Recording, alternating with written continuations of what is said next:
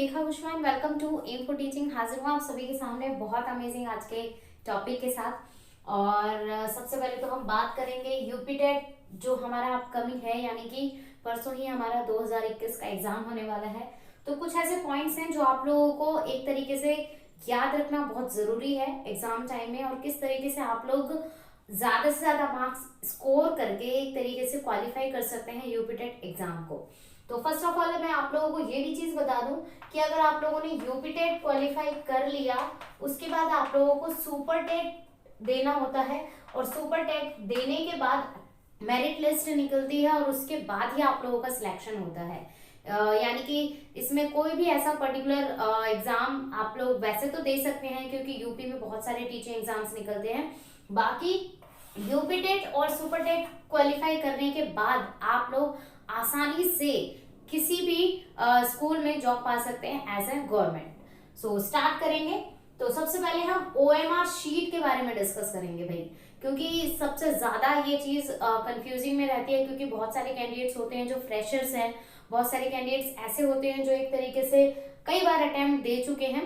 तो फ्रेशर्स और सभी के लिए मैं बता दूं कि भाई ओएमआर शीट आप लोगों के पास आएगी, तो उसमें आप लोगों को सबसे इंपॉर्टेंट चीज क्या याद रखनी है कि सबसे पहले तो ब्लू और ब्लैक पेन यूज करना है आप लोगों को, और जेल पेन नहीं होना चाहिए, इंक वाला पेन नहीं होना चाहिए। नॉर्मल जो बॉल पेन होता है जिसमें से ज्यादा इंक फ्लो नहीं होती है, वो वाली आप लोगों को पेन यूज करने हैं। चाहे आप ब्लू से फिल करें चाहे ब्लैक से फिल करें, ये आप लोगों के ऊपर डिपेंड करता है। ओएमआर शीट में सबसे पहले मोस्ट इंपॉर्टेंट चीज आप लोगों को क्या याद रखनी है कि जो भी आप फिल करेंगे, जो भी मतलब कि जो सर्कल है वो आप लोगों को फिल करने होते हैं। तो ये 4 सर्कल या जो भी सर्कल वहां पर दिया होता है, चाहे वो बुकलेट से रिलेटेड हो चाहे क्वेश्चन से रिलेटेड हो, सीधे तरीके से ध्यान से मतलब एक एक चीज को पढ़कर आप लोगों को यहाँ पर फिल करना होगा। सबसे इंपॉर्टेंट चीज ये रहती है कि आप लोग अच्छे से फिल करें एक एक चीज, क्योंकि क्या होता है कि कई बार यहाँ पर कुछ नंबर्स दे रखे होते हैं और उसी के सामने हमें उन सर्कल्स को फिल करना होता है, बट उसमें क्या करते हैं हम गलतियां कर देते हैं। तो इस चीज को ध्यान में रखें कि एक एक चीज आप लोगों को पढ़कर जो सर्कल हैं वो फिल करने होते हैं, अदरवाइज जो आपकी ओएमआर शीट है वो रिजेक्ट हो जाती है, कैंसिल भी हो जाता है आप लोगों का एग्जाम। तो वो चीज आप लोगों को ध्यान में रखनी है। ओएमआर शीट की एक एक चीज आप लोगों को ध्यान से बिल्कुल फोकस करके वहां पर फिल करनी है। Use black and blue pen, ये बात मैंने ऑलरेडी बता दी है। मास्क आप लोगों को लेकर जाना है, सैनिटाइजर आप लोगों को लेकर जाना है, वाटर बॉटल आप लेकर जा सकते हैं। वाटर बॉटल आपकी ट्रांसपेरेंट होनी चाहिए, इस बात को भी ध्यान में रखेंगे। और सबसे इंपॉर्टेंट चीज कि भाई बहुत सारे कैंडिडेट्स हैं जो बहुत दूर दूर से आते हैं, कैरी बैग लेकर आते हैं, तो इतना थोड़ा सा ध्यान रखना है आप लोगों को कि कैरी बैग तो आप ले जा सकते हैं, बट एक तरीके से उसमें एक्सपेंसिव चीजें नहीं होनी चाहिए। मोबाइल्स आप लोग सबमिट करा सकते हैं अगर आप लेकर जा रहे हैं, तो वैसे कोशिश करिए मोबाइल ना लेकर जाएं। और वहां पर सबमिट वाला ऑप्शन भी होता है कि भाई किसी पर्टिकुलर पर्सन के पास सबमिट कराएं जो एक तरीके से ट्रस्टेबल हो या स्कूल का ही कोई मेंबर हो। बाकी अगर किसी के ऊपर आप जो सिक्योरिटी गार्ड्स होते हैं या जो भी होते हैं उनके ऊपर आप लोगों को बिल्कुल भी विश्वास नहीं करना है कि वो आप लोग सबमिट कर देंगे या जो भी है। तो ये सब चीजें ध्यान में रखनी है, ठीक है। अब आ जाती है बात कि भाई एग्जाम पेपर आप लोगों के सामने आ जाएगा क्योंकि ऑफलाइन एग्जाम होगा। तो सबसे पहले सीक्वेंस वाइज, तो सीक्वेंस वाइज आप लोगों को सबसे पहले हिंदी को कवर करना है, क्योंकि क्या होता है कि हमें एक तरीके से हमारा जो माइंड है वो क्या चाहता है कि कुछ चीजें इजी मिले जो हम आसानी से कर सके। फिर तो उसके लिए आप लोगों को सिर्फ सबसे पहले हिंदी 30 मिनट 30 क्वेश्चन, तो आसानी से आप लोगों की जो हिंदी के क्वेश्चंस हैं, अगर आप मतलब कि हिंदी तो नॉर्मली आता ही है, तो उसमें आप आसानी से 25 मिनट्स में 30 क्वेश्चन कर सकते हैं या 22 मिनट में 30 क्वेश्चन कर सकते हैं। फिर आप लोगों को सीडीपी लेनी है, फिर ईवीएस को करना है, फिर इंग्लिश या संस्कृत जो भी आपका पर्टिकुलर सब्जेक्ट है उसको फिल करना है। लास्ट में आप लोग मैथ्स के लिए आप लोग कम से कम नहीं तो 30 मिनट आप लोगों के पास मैथ्स के लिए बचे होने चाहिए, ठीक है।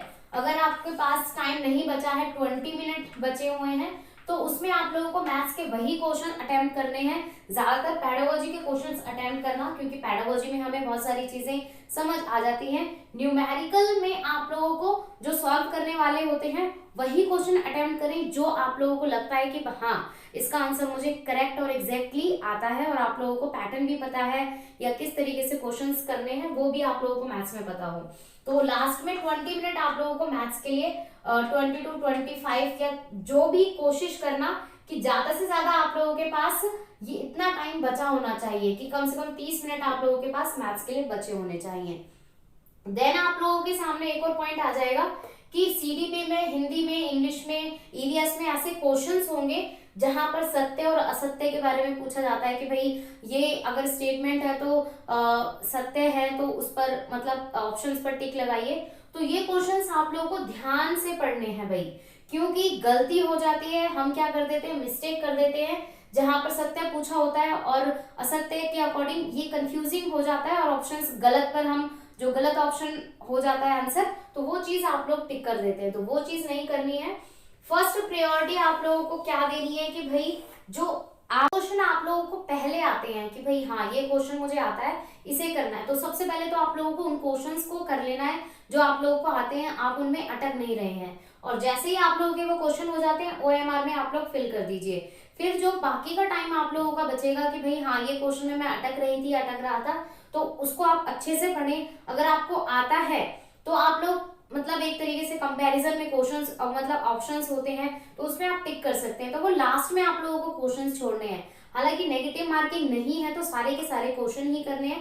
लास्ट में आप लोगों के सामने कुछ 10 से 15 क्वेश्चन या 10 क्वेश्चन भी अगर बचते हैं कि भाई हमें बिल्कुल भी नहीं आते, तो उसमें आप लोग अपने अकॉर्डिंग कि भाई हाँ ये मुझे ऐसा लग रहा है कि 90% इसका ये आंसर हो सकता है, तो वो लास्ट में आप लोग उन क्वेश्चंस को छोड़ सकते हैं।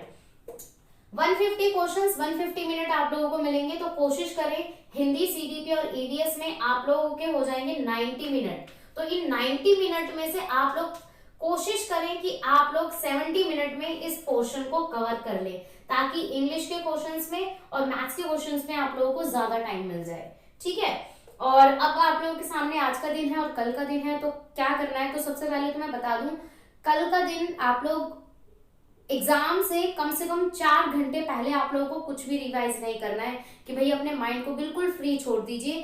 क्योंकि क्या होगा कि हम एग्जाम टाइम जब बैठते हैं, एग्जाम मतलब बुकलेट होती है, तो जो हमें आता हुआ जो भी कंटेंट हमें आता था वो भी हम एक तरीके से भूल जाते हैं।